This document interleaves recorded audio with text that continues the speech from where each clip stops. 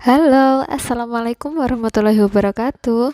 Kembali lagi bertemu dengan pembelajaran dengan Bu Rizka ya. Sekarang kita memasuki pada tema 2, subtema 1, pembelajaran kelima. Oke, apakah anak-anak sudah mempersiapkan alat tulisnya? Jika sudah, mari kita mulai belajar. Pembelajaran pagi hari ini akan Bu Rizka mulai dengan melihat terlebih dahulu bagian-bagian atau organ-organ sistem pernapasan pada manusia. Anak-anak bisa mengamati ya, mulai rongga hidung sampai dengan alveolus, anak-anak bisa membaca. Nah, sekarang kita akan membahas bagaimana cara kerja sistem pernapasan manusia tersebut. Organ-organnya nanti seperti apa, urutannya seperti apa pernapasan pada manusia itu. Oke. Sekarang kita akan membahas tentang pernafasan, di mana pernafasan merupakan salah satu tanda vital yang paling utama di tubuh. Bayangkan jika tidak ada organ-organ sistem pernapasan pada manusia, apakah kita bisa menghirup oksigen? Apakah kita bisa dikatakan hidup? Tidak ya. Nah, seseorang bisa bernapas berkat kerja sistem pernafasan yang baik. Seseorang dikatakan tidak memiliki sistem pernapasan yang baik apabila terganggu sistem pernapasannya. Contohnya ketika sedang batuk, maka kita terganggu ya. Kemudian ketika sedang pilek, itu terjadi penyumbatan di dalam rongga hidung kita sehingga sistem pernapasan kita tidak bisa bekerja dengan baik dan kita tidak bisa mendapat asupan oksigen dengan baik juga. Sistem pernapasan pada manusia adalah sekumpulan organ yang terlibat dalam proses pertukaran gas oksigen dan karbon dioksida dalam darah.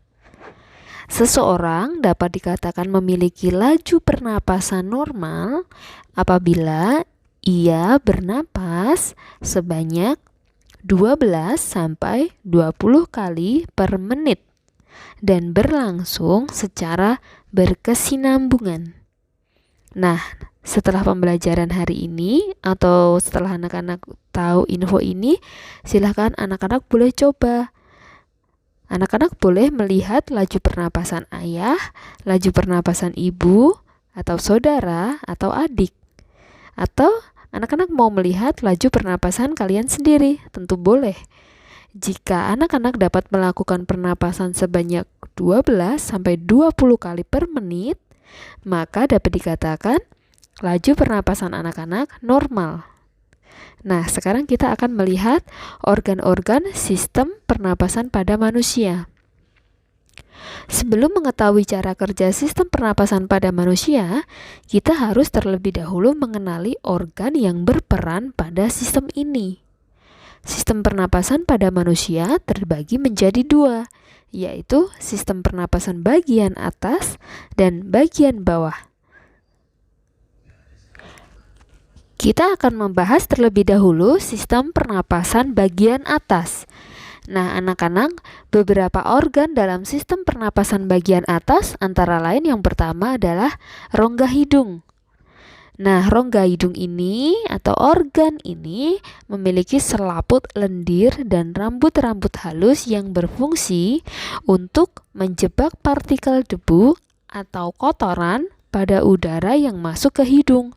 Jadi, jika anak-anak memiliki rambut-rambut halus di hidung, jangan dicabut ya. Itu ada fungsinya, yaitu dia menangkap atau menjebak kotoran yang terdapat pada udara sehingga dapat menempel dalam rambut-rambut halus tersebut sehingga kita memperoleh udara yang bersih yang masuk ke dalam tubuh kita.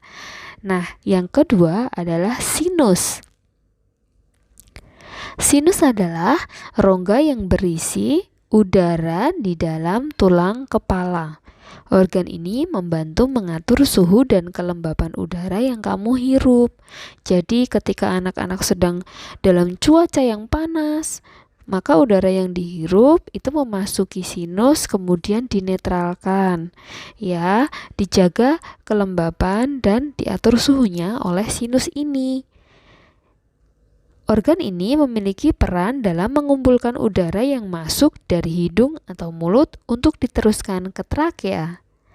Nah, organ yang selanjutnya adalah laring, di mana laring adalah ruangan kecil sebelum trakea yang berisi pita suara.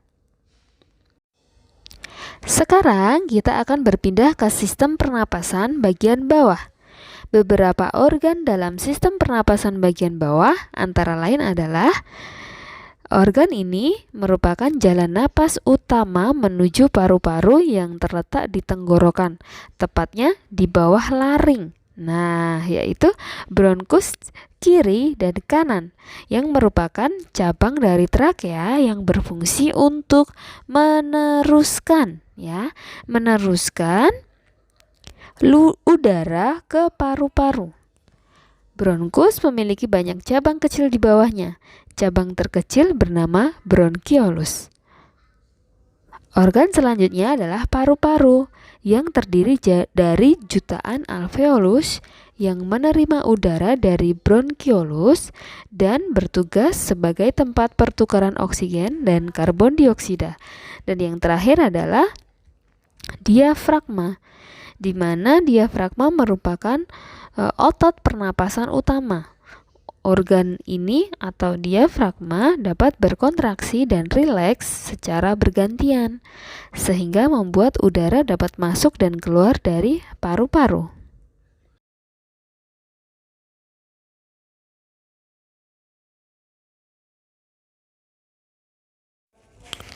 Sekarang kita akan lihat bagaimana urutan proses udara masuk atau oksigen masuk dan nanti berganti keluar menjadi karbon dioksida. Oke. Sekarang kita perhatikan kedua gambar dengan mekanisme inspirasi dan mekanisme ekspirasi. Mekanisme inspirasi ini merupakan proses oksigen masuk ke dalam tubuh. Dan proses mekanisme ekspirasi ini adalah proses karbon dioksida keluar melalui hidung kita. Oke. Kerja sistem pernapasan pada manusia itu melibatkan semua organ pernapasan. Organ-organ ini bekerja sama untuk membantu tubuh dalam pertukaran gas antara paru-paru dan pembuluh darah yang kemudian akan disalurkan ke seluruh bagian tubuh atau dihembuskan ke udara. Oke, sekarang kita akan amati pada mekanisme inspirasi dulu. Nah, anak-anak, ketika anak-anak menarik nafas disebut dengan inspirasi atau inhalasi. Ya, di mana diafragma dan otot-otot di antara tulang rusuk anak-anak itu akan berkontraksi dan meluas rongga dada, sehingga paru-paru bisa mengembang dan terisi udara. Udara yang masuk lewat hidung dan mulut serta melewati proses penyaringan partikel-partikel kecil oleh rambut-rambut hidung lalu menuju ke trakea atau batang tenggorokan. Nah, udara dari trakea masuk ke paru-paru, ya, anak-anak bisa mengamati itu. Masuk ke paru-paru melewati serangkaian cabang di paru-paru yang disebut dengan bronkus dan bronkiolus. Lalu kemudian berujung pada alveolus. Ketika udara mencapai alveolus, maka terjadi proses pertukaran antara oksigen dan karbon dioksida pada pembuluh darah kecil bernama kapiler. Oksigen yang masuk ke dalam kapiler kemudian menumpang sel darah merah menuju ke jantung untuk disebarkan ke seluruh tubuh. Di saat yang bersamaan pula, karbon dioksida masuk ke dalam kapiler, ya, masuk dari kapiler menuju ke rongga paru. Nah, setelah pertukaran oksigen terjadi dan karbon dioksida selesai, otot diafragma dan tulang rusuk kembali rileks dan rongga dada kembali seperti semula. Udara yang mengandung karbon dioksida pun terdorong dari alveolus menuju ke bronkiolus, bronkiolus trakea hingga keluar melalui hidung. Nah, seperti itulah bagaimana proses atau sistem pernapasan pada manusia.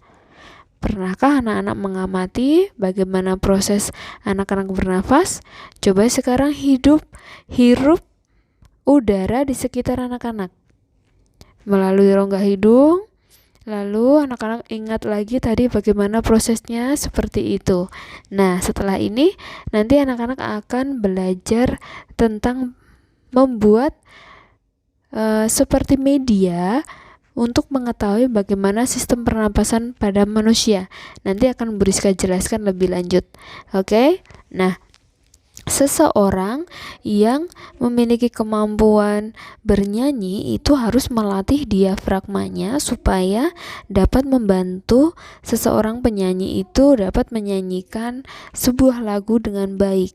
Dengan melakukan latihan diafragma, maka dapat mengatur oksigen yang masuk dan keluar melalui sistem pernapasan sehingga seseorang yang dapat bernyanyi dengan baik bisa mengatur oksigen yang masuk dan keluar.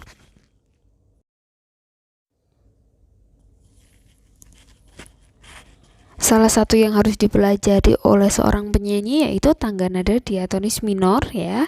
Anak-anak juga akan mempelajari tangga nada diatonis minor dengan interval pada nada diatonis minor itu adalah Ji, ngah, ji, ngah, ji ya. Itu artinya ji itu siji atau satu, ngah itu setengah ya. Bu Rizka menyebutnya seperti itu. Oke. Nah, tangga nada diatonis minor itu ada bermacam-macam. Salah satunya adalah tangga nada diatonis minor harmonis, di mana tangga nada diatonis minor harmonis adalah tangga nada diatonis minor dengan nada ketujuh dinaikkan setengah. Oke, di bawah ini anak-anak perhatikan contoh urutan tangga nada diatonis minor adalah sebagai berikut, yaitu dengan ciri-ciri tangga nada diatonis minornya. Yang pertama, lagu bersifat sedih. Yang kedua, lagu kurang bersemangat.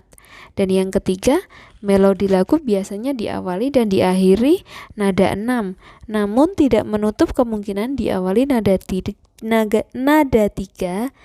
dan diakhiri nada 6.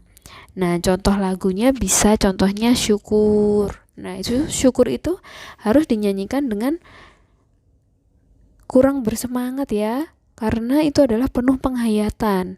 Itu maksudnya bukan tidak bersemangat, tetapi lagu syukur itu penuh dengan penghayatan karena lagu tersebut termasuk sifatnya sedih. Kemudian apalagi ya, lagu gugur bunga. Apakah anak-anak pernah menyanyikan lagu gugur bunga itu? Nah, anak-anak silahkan nanti bisa mengamati lagu tersebut dari link yang akan Bu Rizka sampaikan di Google Classroom.